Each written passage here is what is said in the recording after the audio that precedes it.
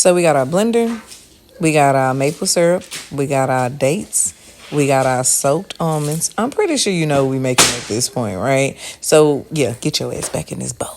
So we had wound up soaking the almonds. It was supposed to be for 2 to 4 or 8 to 12 hours. I left them in there for 2 days on accident. Okay. And when I came home that night from my photo shoot, my daughter said, "Mama, we still making the almond milk." And I said, "Yeah, look, gonna get these out of here because I don't know what's gonna happen. We keep letting the almonds soak, but they so pretty though." So we put a cup of almonds inside of the blender and then put 4 cups of cold water also, right? And then I'm just eyeballing stuff after this point, and my daughter is like, "Let me make sure you doing this right." So she done pulled up the the instructions.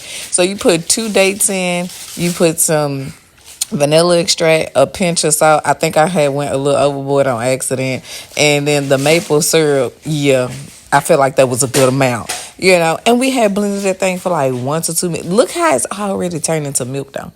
It already looked like it's milk. All right. And then you go ahead and strain that thing. Now, I know I was supposed to have I think it's called a cheesecloth. I didn't have that at the time. So we used what was in the house. And I was pressing it down to get all the milk to go through the strainer. But listen, we did what we had to do. And I saved these because we're going to make granola bars. I done lost my whole train of thought. We're making granola bars. So I let my daughter do the second batch because I was just showing her how to do the first batch. She did good, though. But I wanted to make sure I put the salt in there because she's a little heavy-handed. But we're not going to talk about me at the beginning of the video because I know where she got it from. Okay? I let her blend it this time. She was having the time of her life, okay? And this time we decided to do it together because it seemed like we had a struggle the first go round.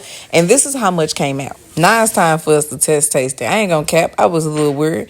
And I'm like, something ain't right. And I looked at the top of the milk and it was still kind of foamy. So I decided to take out the top layer, because I'm like, well, clearly because we didn't have the cheesecloth is why it didn't strain correctly, right? We went back in again after I done stirred it up real good, and this time it did what it needed to do. I said, "Oh yeah, that's good." I ain't never said, "Give me a glass of milk." That was one of those. Now at this point we just playing in the milk because it was good, and my daughter was just too excited. She was like, "Yeah, mama, this so good." I know, right?